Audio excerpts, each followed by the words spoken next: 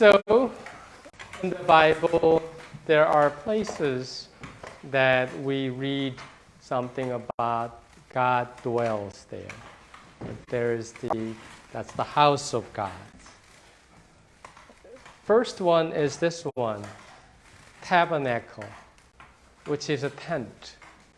So Swedenborg translated into habitation, which literally means a dwelling place. And of course, God does not dwell in a material building. Inside this tent, inside the Holy of Holies was the ark. And inside the ark was what? Supposedly, the tabernacle. The tablets. But then you'll hear about story about this, this stone. That first one will be smashed, and the second one will be kept. So, what is written on this stone? The law, the commandment of God. So, when I was a child going to the Korean Presbyterian Church, I did not actually understand why in the Psalms it says that the precepts of the Lord are right, rejoicing in the heart. I didn't understand how could that be rejoicing to the heart, because all I was hearing is very, very specific, strong orders. Like, I shouldn't do this, I shouldn't do that. If I do this, God will be angry. If I do this, I'll be punished. How could that all be rejoicing to the heart? Or commandments of Lord is clear, enlightening the eyes. I didn't really understand that part either, because it was the most confusing thing to me when I was probably, of course, 15, 16, 17. Later, of course, I relearned that what the church teaches, meaning that what I'm telling you is my version of understanding and interpretation. So I have to tell you this. Whatever I say to you today, it's not the truth. It's my truth. Okay? So you are free to have your version of truth. And you can even disagree with me, that's totally fine. But churches, religious institutions in history have tendency to tell their people, what I'm telling you is the truth. You have only two options. Obey or be punished forever. Or damned forever. I mean, either way is not a good choice. So either you forever obey, meaning you just agree whatever that is told to you, or you reject, fight against, then you are carrying that mark forever. Interesting thing is, actually, either way is really comfortable to human heart. So you read the very plenty stories of how people struggle. The Bible, in a way, it looks like confusing, but if you go over a few hurdles of when it was written, how it was written, and the cultural contextual aspect, you read somewhat way clear commandments from God, which is God is forever calling you. That's entire Old Testament. That's the theme. Listen to me. Hear my voice. This is what I'm telling you. And summary of what God is telling us is actually what? Live a good life.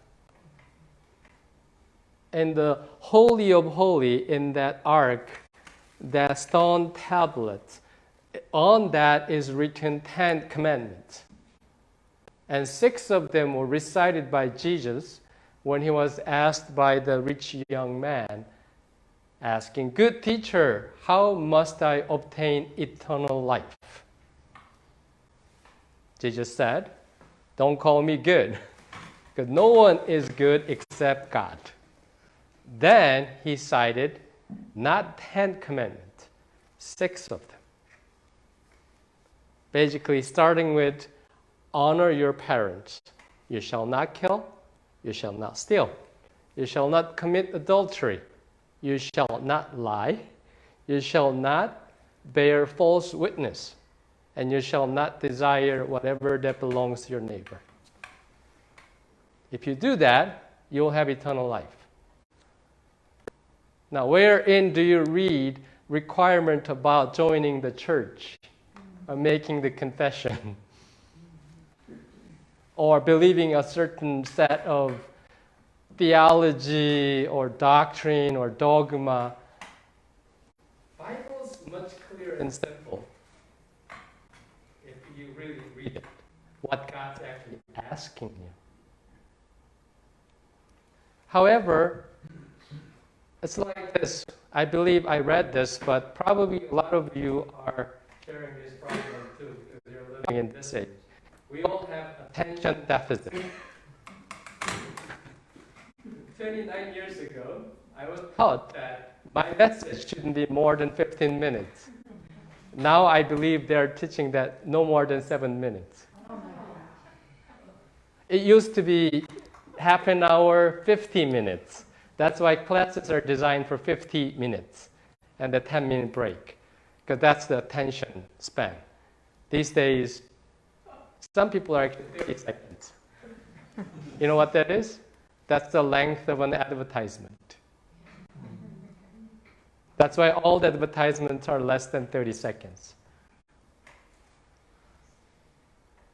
Now, think about how God worked hard to get our attention. Unless we pay attention, it doesn't come to our mind. And unless we come to our mind, we didn't really see it, even if it was right in front of us. Right? I mean, like, you can check this out. Walk any path, or go to any shopping mall, or even museum, and check each other's list. I'm pretty sure you'll have a different list of what was there. And the one who pay attention more may have a more complete list. And if you're just walking around, having fun, you may not even remember half of it. And that's how our mind is. And that's why God keeps calling us. It's a very, very hard thing.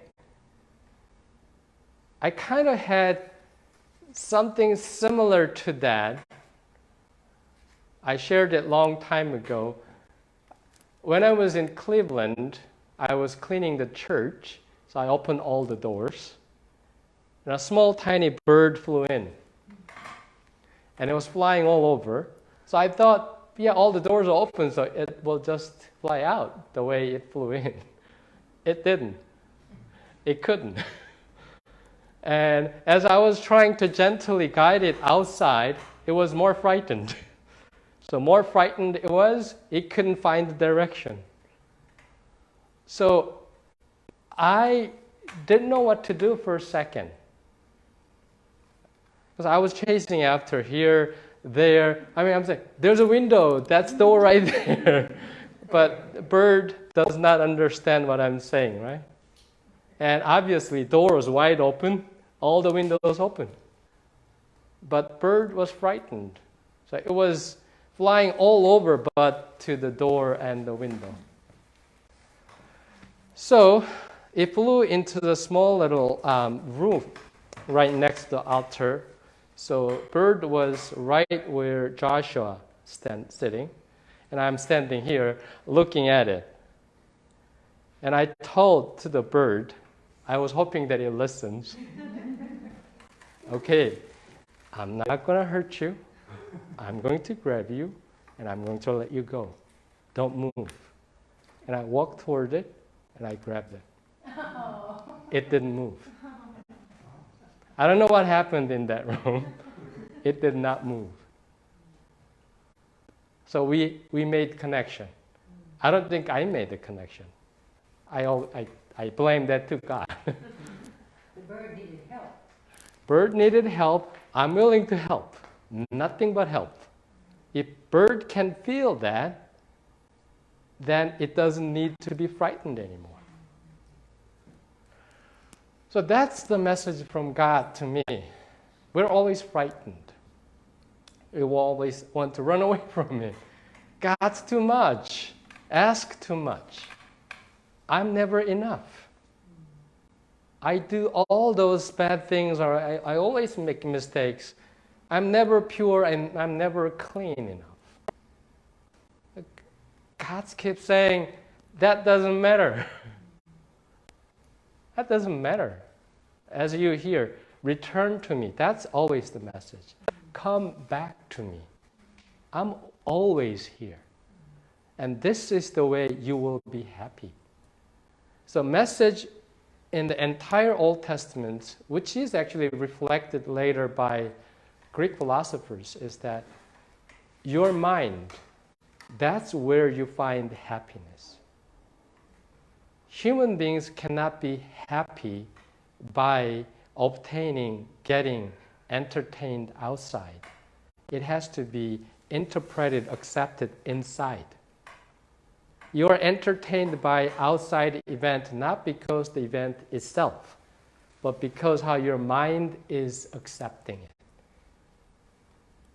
and converting that into an inner joy. That joy is what makes you to watch that event again. However, all these external events and material things are temporary, and they're never the same. Have you ever felt that? Like you are so much enthused and delighted for one event, you want to experience that again, you go back. You're disappointed. You go back next year, it's not the same. So God's promise is that internally, if we can connect to God, there is eternal happiness, joy, delight. That does not change. And you can find it. And your way to find it is somehow described in this building tabernacle in symbolic way. And also in the New Testament reading, we read about this city, beautiful city, adorned amazingly. All these are our internal work on making that connection back to God. That's the way how you build heaven within you. So heaven is the dwelling of God. If we want to return to God, we don't just take a journey like mythical heroes. We need to build heaven within us. We need to make the dwelling place of God within us. And then invite God to dwell in that. So, build heaven within you. And according to Jesus, it's not that hard. Sixth commandment. You shall not kill. You shall not steal. You shall not lie. You shall not commit adultery.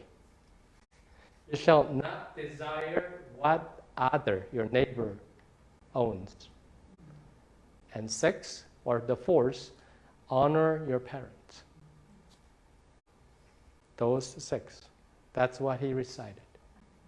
So may you be blessed in your heart, your continued journey back to God.